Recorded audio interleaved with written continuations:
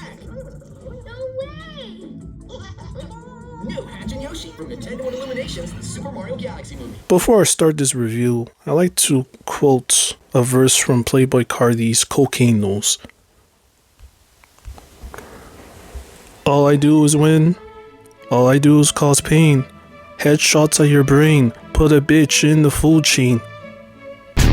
Shit! Wanna know why I used this verse in a video review for a Mario movie? Well, because it describes the whole film to a T, because yeah, man, it's literally just the most corporate, most unimaginative, most boring, most cynical piece of shit film I've seen in a long time. Which is actually very impressive, considering that Melina film came out like a couple months ago, which I made a video about, which you guys should totally go and watch and support. Thank you guys. Here we go again. That's me. But seriously, like for real, this whole video from this point on is going to be a spoiler review, so be warned to please watch the film before watching the rest of the video.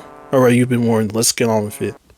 So to start off, the visuals are on point, of course. Illumination literally has to give it their A game for this because of that Nintendo seal of quality. The music, oh my god, I think the music is probably the best thing about this film because yeah, the animation is to be expected, but the music, it is so insanely good. It's way too good for a film of this quality. Unironically, it slaps like hell.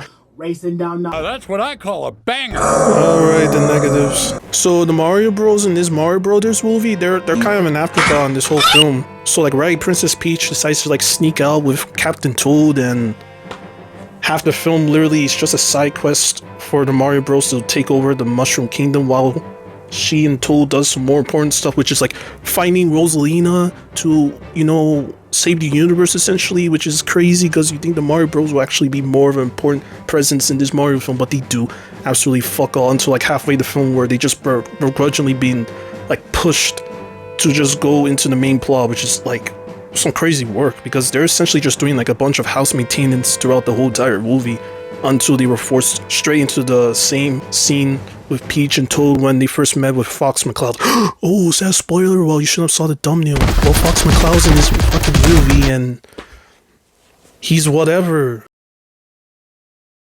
Cool, Fox McCloud, played by Glen Powell, that guy who's literally being pushed in everything in Hollywood nowadays. Like, I don't know, guys. Like, I don't think Fox's characterization in this film makes any sense because in the games he's portrayed to be very noble, very stone-faced, pretty much like the ideal captain, always chill. But in this film, he acts more like Falco, where he's super overconfident, very cocky.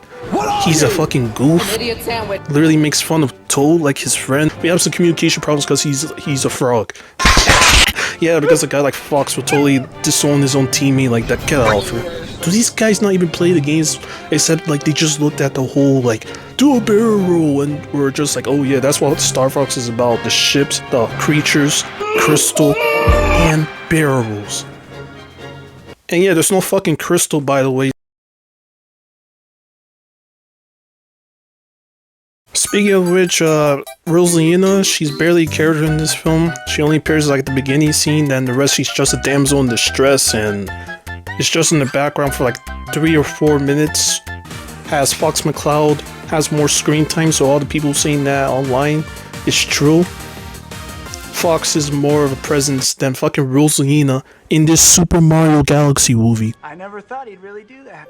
Like, what is going on with Illumination as a company? Like, their writers are some of the worst in Hollywood. And speaking of which, the humor, it does not work. It's not even close to as funny as it was in the original. The original wasn't even that funny, but it had some memorable jokes. This one, I'm like, nothing.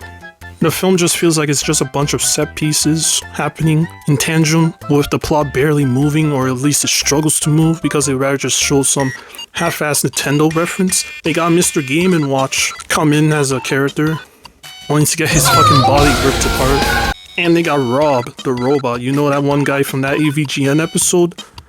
They literally stole a joke from a fucking online critic. Like, people say that they stole from Zootropolis' sloth joke, but no, they literally just took from fucking AVGN with the whole frustration of him having to deal with a device that's super slow and cumbersome.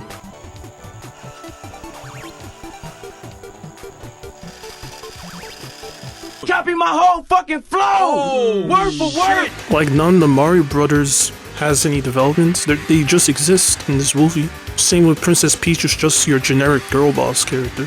And Bowser, oh my god, they did him so dirty. Like, the dude suffers from one of the worst inconsistencies in character writing I've seen in a long time. Because if you watch the original, his whole motivation of doing all the crazy shit he did was because he wanted to impress Princess Peach. Like, he was obsessed with her. So you think in this film he's gonna like hype her up to his son, Bowser Jr., to say the whole, oh yes son, she is your mama. No, they decided to just do this thing where as soon as he meets up with his son, he just forgets about his obsession with her, and at the end he literally just wants to flat out murder her. What? Then does this whole half-assed thing of getting angry about the whole wedding thing and all this shit that happens, which is weird because in this film, in the earlier scene, he made a painting about himself being with Peach, and he was still even fantasizing being with her, so why the fuck does he suddenly want to murder the bitch? Like, what? I don't get this film, and it's right. It's that bad, guys. Like, you gotta see for yourself. There isn't much to talk about this film, besides the whole, yeah, Rosalina and Peach, they're siblings in this film's canon. Cool. And there's supposedly a setup for Daisy at the end. I didn't care. I literally just left after the first after credits scene. They're gonna fuck it up too. Because it would have made sense to just make a Super Mario World film first, then a Galaxy film as the third one. You know, proper escalation instead of going straight to space in your second fucking movie. But yeah, that's pretty much it. I don't have much to say besides this film is a total waste of time. But before I end this review, I have to give an apology to the Sonic films because I used to hate those movies. Like, generally thought those films were mid. Then I saw Sonic 3 and I was like, an apology, I wasn't really familiar with your game. Then after seeing this film, I looked back at all three of the films and I'm like, those are actually movies. Those are guys with plots, with storylines, with development.